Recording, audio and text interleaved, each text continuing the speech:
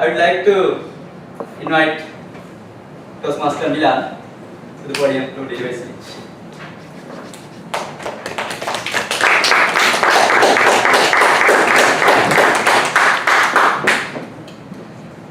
Fellow Toastmasters and dear guests, please welcome our next table topic speaker. Wasn't it strange when you heard that for the first time? Even more, you must be wondering how I suddenly became the table topic master, isn't it? Well, I know now you all are familiar with table topics. However, how did you feel for the first time you heard Toastmasters meetings? Did you feel kind of strange? Weren't you wondering what kind of, what's its meaning? Well, I felt the same. Good evening, dear Toastmasters and guests. Good evening. That was about Toastmasters meeting and how strange it was. Let me tell you about an even stranger meeting, a family meeting. Yes, we literally call it as a family meeting. Once a month, all my family members, my mom, my dad, 2 elder brothers, my little sister and myself used to gather around to discuss our family matters. We used to talk what we'd done during last month, what kind of troubles we went through, what our future goals are, and how can each other help to reach their goals. That was our strategy to get rid of the problems, just by talking to each other. After discussing general things, next was the most important part of our meeting, which I enjoyed the most. Our dad used to share one of his life experience in every meeting. One day, he took a piece of paper and drew a circle on it and started explaining something. This is your family. Your mom, your dad, your brothers, your sisters, your Xbox, your sister's teddy bears, your brother's imaginary girlfriend, all are in here. And here you are. What happens when you get a problem? Let me give you a simple example from your school days. Let's say your elder brother is studying in a boarding school and he gets to come home only once in every month. You see that your mom keeps so many sweets and some gifts to give him when he comes home. You're starting to think, my mom loves my brother a lot then. That's why he gets special treatments.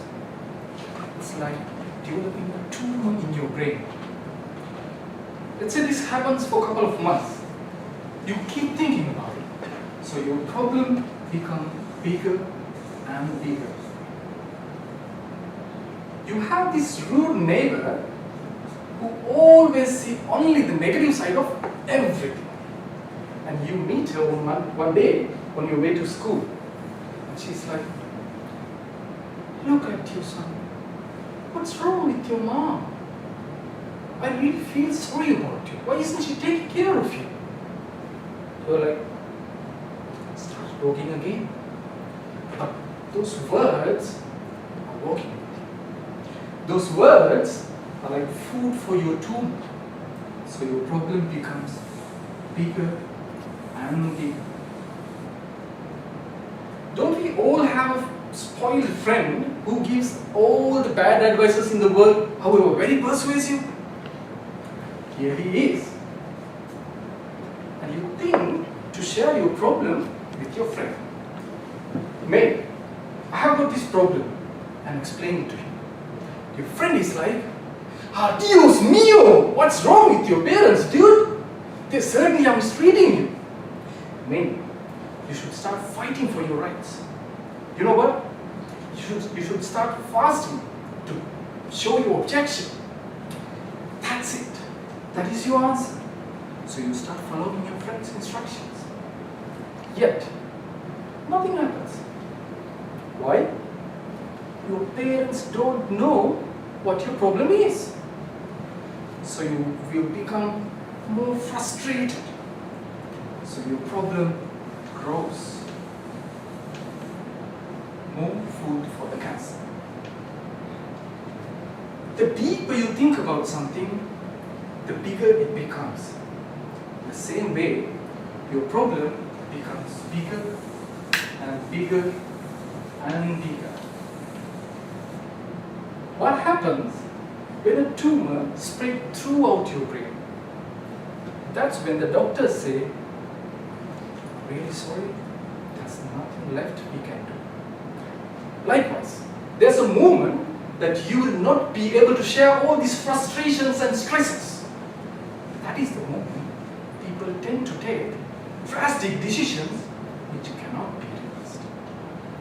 Just think, at the first instant when you felt that your mom is mistreating you, if you talk to your mom, "Mom, why are you doing this? I don't like that."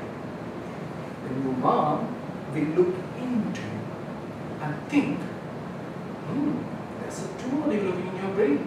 Let me take it out. Son, you have so many things to eat at home and so many things to play with. Just think about your brother. He lives there alone without having any of us around. There's nothing much to enjoy. And we don't even know if he's getting tasty food like at home. That's why I want to make him happy while he's staying with us. That's it. You are totally cured. Your tumor is gone. If you had that chat at the beginning, instead of getting all those bad influences, you could have resolved your problem simply. That is one of the greatest lessons I have learned from my father. So my dear fellow Toastmasters and guests, if you feel like some kind of issue is developing in your mind, don't just wait until it grows and grows and become like a cancer. Go and talk to the concerned person. It might be your wife, your husband, or good friend of yours. Just exchange your thoughts and get it over. However, keep in mind, you should only talk only to your loved and trusted ones. To your rude neighbor or to the spoiled friend. Over to you.